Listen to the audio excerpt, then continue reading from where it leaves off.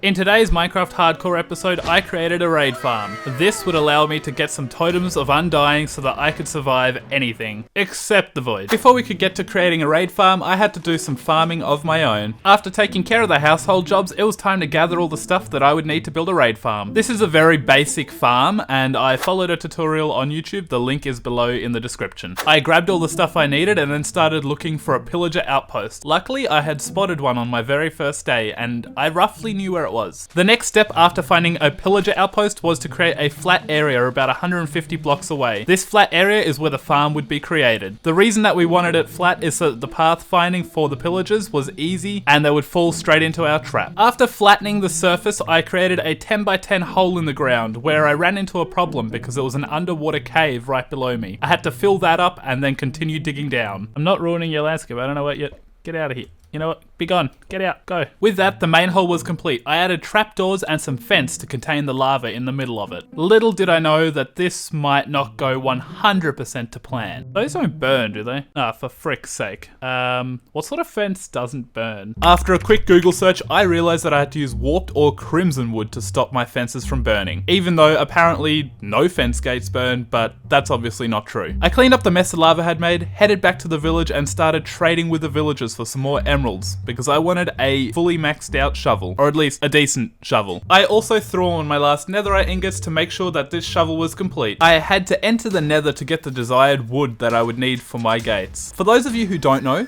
the nether is a very dangerous place, and I came so close to dying. I managed to escape by digging into the side of a mountain. This close encounter with death was way too close for my comfort, so I grabbed some wood and left the nether. Upon arrival into the overworld, I crafted the required gates and ran back to where I was planning to make the raid farm. Once I got there, I was testing out my new shovel and flattening some more ground. I placed the new gates and prayed that this time they would not burn, before mining down below the lava again as a sort of drop chute for where the mobs would go. Once I had mined down the required distance, I placed some hoppers and chests as a sort of collection system for the loot. At the back of the loot room, I created a ladder back to the surface so I could get in and out quickly. The final thing that we needed to complete this farm was a villager. For that, I had to build a glass enclosure so that the mobs could see the villager and were attracted towards the trap. Building this cage was relatively easy. The hard part was getting a villager to comply with my instructions. I managed to boat the villager quite close to the raid farm, but then he no longer wanted to comply. Where are you headed? Sir, there's a lot of mobs over there.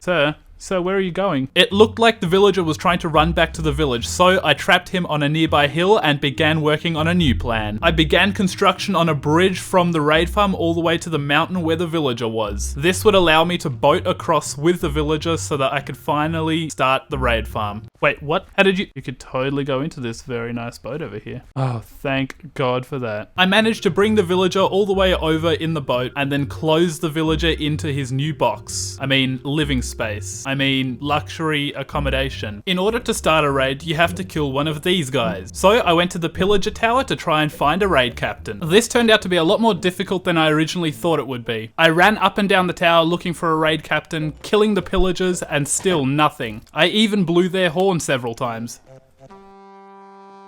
I ended up getting so desperate that I massacred the entire pillager population several times. Still, no captain spawned. I decided to go back to the village and create myself a powerful sword with looting on it so that I could really maximize the raid farm if it was going to be this rare to find a captain. For that, I would have to log some trees and trade some emeralds. I managed to get enough emeralds to trade for all the books that I really needed. Mending, looting, and unbreaking. I could add sharpness and sweeping edge at a later point. I also added a netherite ingot to this sword for good measure. It was time to try my luck again with trying to spawn a pillager captain. I had to kill a bunch more pillagers, but eventually I spotted one. All that was left to do was kill the pillager captain and gain the voluntary exile effect. Run back to my raid farm and start the raid. I also placed this handy bell here so that I could see where the pillagers were when they were in the raid farm. For such a simple and small farm, this worked out really well. After just my first raid, I already had 5 totems of undying, and I achieved invincibility. Well, not 100% invincibility, but security. Let's just call it security. As you can see in the background here, I'm placing a bunch of random boats. This is actually to stop the vexes from killing me because they go through objects and through blocks,